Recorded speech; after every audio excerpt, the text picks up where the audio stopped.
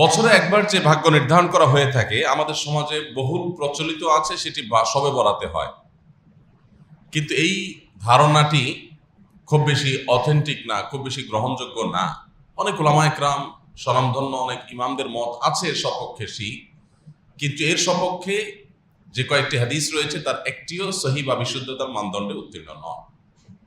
বরং এর বিপরীতে লাইলাতুল কদরে সারা বছরের ভাগ্য নির্ধারণ হওয়ার বিষয়টি কোরআনের আলোকে দ্বারা একেবারে স্পষ্ট। সূরা দুখান আয়াত নম্বর 3 এবং 4 আল্লাহ সুবহানাহু ওয়া তাআলা বলেছেন, ইন্না আনজালনাহু ফি লাইলাতিন মুবারাকা, নিশ্চয় আমি কোরআনকে একটি বরকতময় রাতে নাজিল করেছি। ইন্না কুন্না মুনজিলিন, আল্লাহ সুবহানাহু ওয়া তাআলা বলছেন তিনি এই কোরআনকে অবতীর্ণকারী, তিনি অবতীর্ণ করেছেন এই কোরআনকে একটি বরকতময় রাতে। আর যেই বরকতময় রাতে কোরআন নাজিল করেছেন আল্লাহ তাআলা, সেই বরকতময় রাতের নাম কি? লাইলাতুল কদর। কারণ আরেক আয়াত বলছে ইন্না আনজালনাহু ফি লাইলাতুল কদর, এখানে ইঙ্গিতে বলেছেন, আর এক জায়গায় স্পষ্ট করেছেন।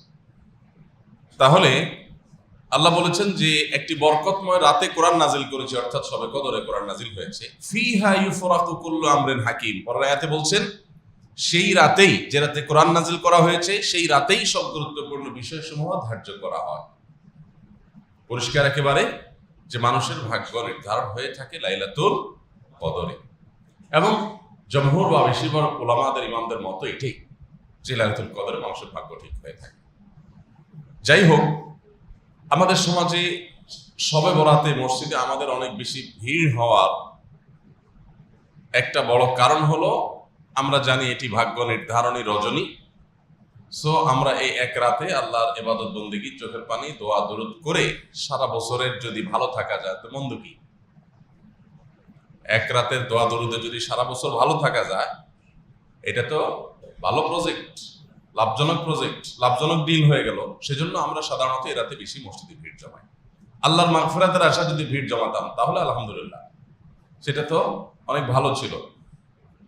এমনকি মাগফিরাতের জন্য একদিন কান্নাকাটি করে সারা বছর সব গুনাহ, সব পাপাচার রাস্তা খোলা রাখলাম, এটা মাগফিরাত পাওয়ার কোনো পদ্ধতি না।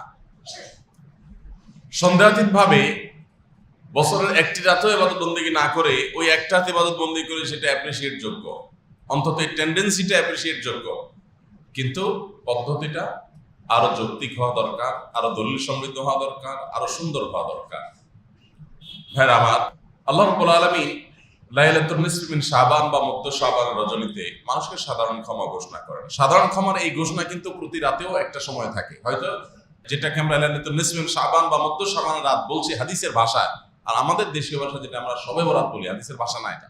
যে সেই লাইলাতুন নিসফি মিন শাবান বা মধ্য শাবানের রাত, এই রাতে আল্লাহ সুবহানাহু ওয়া তাআলা সারা রাত জুড়ে বান্দাকে সাধারণ ক্ষমা ঘোষণা করেন, হিংসুক এবং মুশরিক ছাড়া। এই সাধারণ ক্ষমার ঘোষণাটা প্রতি রাতেই ভোর রাতে দেওয়া হয়। ভোর রাতে আল্লাহ দুনিয়া আসমানে এসে মানুষকে ডেকে ডেকে সাধারণ ক্ষমার অফার করে থাকেন। তো আল্লাহর ক্ষমা লাভের চেষ্টা, এটা প্রশংসনীয়। কিন্তু আমরা আমাদের ভাগ্য সুপ্রসন্ন হওয়ার যে প্রক্রিয়া আমরা অবলম্বন করে থাকি, সেটা আসলে ভাগ্য সুপ্রসন্ন হওয়ার সঠিক প্রক্রিয়া না, অন্তত হাদিস কোরআন সেটি বলে না।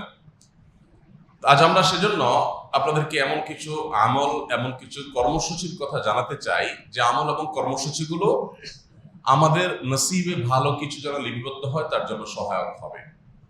আমাদের ভাগ্যে যেন আল্লাহ তাআলা ভালো কিছু দেন, আমরা ভাগ্যে যেন ভালো কিছু পাই, আমাদের সৌভাগ্য যেন অর্জন হয়, ভাগ্য যেন সুপ্রসন্ন হয়, সেটার জন্য কিছু আমল, যে আমলগুলোর মাধ্যমে আল্লাহ সুবহানাহু ওয়া তাআলা আমাদের নসিবে ভালো কিছু দিবেন। সেরকম আমলের ভিতরে এক নম্বর আমল হলো বছর জুড়ে সারা বছর ঈমান এবং তাকওয়ার চর্চা করতে থাকা। আপনি সারা বছর যখন ঈমান আনয়ন করলেন, ঈমান ধারণ করলেন, ঈমানকে নবায়ন করলেন, ঈমানকে মজবুত করলেন, ঈমানকে সুদৃঢ় করলেন, ঈমানের পরিচর্যা করলেন, ঈমানের নার্সিং করলেন, ঈমানের খোঁজ খবর নিলেন, ঈমানের যত্ন নিতে থাকলেন, সেই সাথে তাকওয়া অবলম্বন করলেন। তাকওয়া কি? আল্লাহর কাছে হাজির হতে হবে, আল্লাহর সামনে দাঁড়াতে হবে, সারা জীবনে হিসাব দিতে হবে, পাই পাই করে প্রত্যেকটা কাজের জন্য হয় পুরস্কার নয় তিরস্কারের মুখোমুখি হতে হবে। এই চেতনা থেকে, এই বিশ্বাস থেকে, এই ধারণা থেকে আল্লাহর সমস্ত আদেশ এবং নিষেধগুলোকে মেনে চলা, এর নাম হলো তাকওয়া। পুরো কোরআন খুললে আপনি দেখবেন, কোরআনের শুরু থেকে শেষ পর্যন্ত আমাদেরকে তাকওয়ার ব্যাপারে আল্লাহ তাআলা আদেশ নিষেধগুলো দিয়েছেন যে আমরা যেন মুত্তাকি হয়ে যেন তাকওয়া চর্চা করি। ওয়াল আকিবাতু লিত তাকওয়া, মানুষের শেষ পরিণাম ভালো হবে তাকওয়ার জন্য। ওয়াল আকিবাতু লিল মুত্তাকিন, মুত্তাকিদের জন্য শুভ পরিণাম হবে। জান্নাত সম্পর্কে বলেছেন উইদ্দাত লিল মুত্তাকিন, এটা মুত্তাকিদের জন্যই প্রস্তুত করা হয়েছে। কোরআন সম্পর্কে বলেছেন হুদাল লিল মুত্তাকিন, এটা মুত্তাকিদেরকেই পথ দেখাবে। গোটা কোরআন দেখবেন যে সমস্ত আয়োজন মুত্তাকিদের জন্য। সেই মুত্তাকি হলো সে যার অন্তরে আল্লাহর ভয় সদা জাগ্রত থাকে। কোনো কাজ করতে গেলে মাথায় চলে আসে আল্লাহ দেখছেন, আল্লাহ তাআলা আমার এই কাজের উপযুক্ত বিনিময়ের মুখোমুখি করবেন, ভালো হলে পুরস্কার, মন্দ হলে তিরস্কার। এই বিশ্বাস, এই চেতনা অন্তরে সদা জাগ্রত রাখা এবং সেই বিশ্বাসের চেতনা আমাকে পরিচালিত করবে, এটা ধারণ করতে পারার নাম হলো তাকওয়া। তো এই তাকওয়া যদি সারা বছর জুড়ে থাকে তাহলে আপনার ভাগ্য, আমাদের ভাগ্য সুপ্রসন্ন হবে, নসিব আল্লাহ ভালো কিছু দিবেন। কারণ অচল মেশিন কি আমরা শুধুমাত্র এই মেশিনটা টিকে আছে, টিকে থাকা নির্দিষ্ট সময় পর্যন্ত যে প্রয়োজন আছে সেই প্রয়োজনে যতটুকু যা দরকার আমরা তা করি। এর বাইরে অতিরিক্ত নিয়মিত তেল, মোবিল ইত্যাদি দেওয়া, অতিরিক্ত পরিচর্যা, এটা আমরা অচল মেশিনকে করি না। আপনার একটা ফ্যাক্টরি আছে, একটা অচল মেশিন আছে, কিছু সচল মেশিন আছে। আপনি সচল মেশিনগুলোকে প্রতিদিন একবার করে মুছবেন, পরিষ্কার করবেন, তেল মোবিল তো দেবেনই, বিদ্যুৎ সরবরাহ করবেন, লাইন দিবেন, সবকিছু করবেন। কিন্তু যেটা অচল মেশিন আছে, অচল মেশিনটা অচল মেশিন বলে রাস্তায় ফেলে দিবেন না, থাকার একটা সুযোগ করে দিবেন। অর্থাৎ আপনার কারখানার শেডের ভিতরেই থাকবে, আরো যা যা দরকার মিনিমাম সেটা দিবেন। বাট আসল যত্নটা কিন্তু সচল মেশিনকে মানুষ করে, কারণ এই মেশিন থেকে আমার সারা বছরের প্রোডাকশন আসে, সেটা সচল, সেজন্য এটার প্রতি কেয়ার বেশি করা হয়, স্বাভাবিক।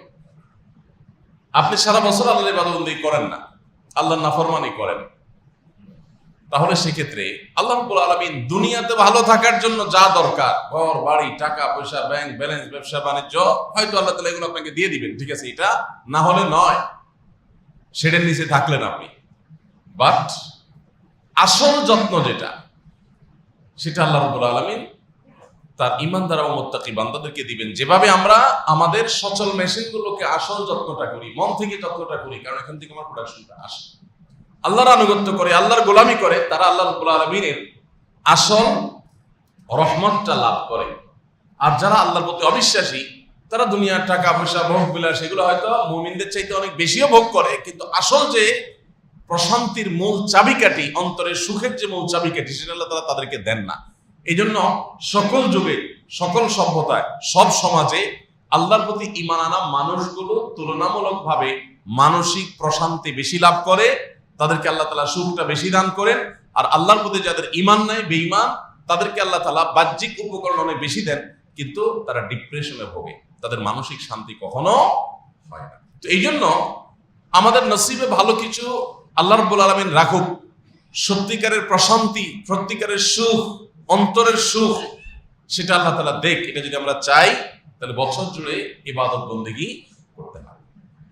এক রাতের ইবাদত বন্দেগী কোনো যুক্তিতেই সারা বছর ভালো থাকার জন্য যথেষ্ট নয়। আপনি এক রাত বেশি ইবাদত করতে পারেন, কিন্তু বছর জুড়ে আপনার ইবাদত বন্দেগী করতে হবে। কোন নেতা, কোন জনপ্রতিনিধি, তার কর্মী, সে যদি সারা বছর নেতা সাহেবের আশপাশেও না থাকে, নিজের ধান্দা ঘুরে চাঁদাবাজি করে, মাস্তানি করে, পাড়ায় পাড়ায়, মহল্লা মহল্লা নিজের মতো নিজে চলে খায়, নেতা সাহেবের ধারে কাছেও আসে না, তার জমা খরচও দেয় না, তার কোনো কাজেও আসে না, হঠাৎ করে নেতা সাহেবের কাছে যখন কোনো ত্রাণের লট চলে আসে, তার কাছে যখন কোনো বরাদ্দ চলে আসে, কোনো বাজেট চলে আসে, হ্যাঁ, তখন যদি ওই কর্মী এসে হাজির হয়ে যায় যে এখন তো ভাগযোগ হবে, সো আমি এখন এসে হাজির হয়ে গেলাম, নেতা সাহেব তাকে দিবে না ঘাট ধাক্কা দিবে? যেই কর্মী সারা বছর কাজ করেছে, ডানে বামে ছিল, আগায় যোগায় দিছে, নেতা সাহেবের হয়ে কাজ করছে, সেটা চাঁদাবাজি হোক, ভালো কাজ হোক, মন্দ কাজ হোক, নেতারা যেসব করে, যদি সেই কাজগুলোতে নেতা সাহেবের সহযোগী হয় কেউ সারা বছর, তাহলে নেতার কাছে যখনই কোনো বরাদ্দ আসবে, যখনই কোনো বাজেট আসবে, যখনই কোনো রিলিফ আসবে, তখন সর্বাগ্রে ওই কর্মীর জন্য একটা বাজেট রাখবে, কারণ ওরা ঠিক রাখতে হবে, নেতাগিরি করতে হবে, ঠিক না ভাই? ঠিক। যদি আল্লাহ রাব্বুল আলামিনের শানের সাথে এগুলোর কোনো তুলনাই চলে না। আমি শুধুমাত্র মূল বিষয়টা বোঝার জন্য এই সাবজেক্ট আনছি, তুলনার জন্য না।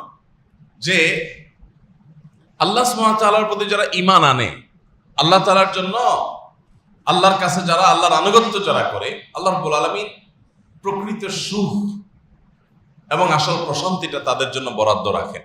আপনি সারা বছর কোনো খোঁজ খবর নাই, শুনছেন লাইলাতুল কদরে ভাগ্য নির্ধারণ হয়, এবার ওই রাতেই শুধুমাত্র ইবাদতবন্দি করতেছেন, আবার নিয়ত আছে যে পরের দিন থেকে আর ফজর নামাজ পড়বেন না।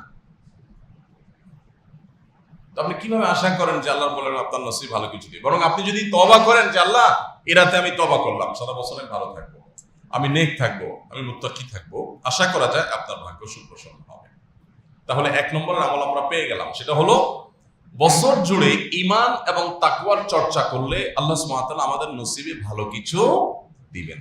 আসুন্নাহ ফাউন্ডেশন, উম্মার স্বার্থে সুন্নাহর সাথে।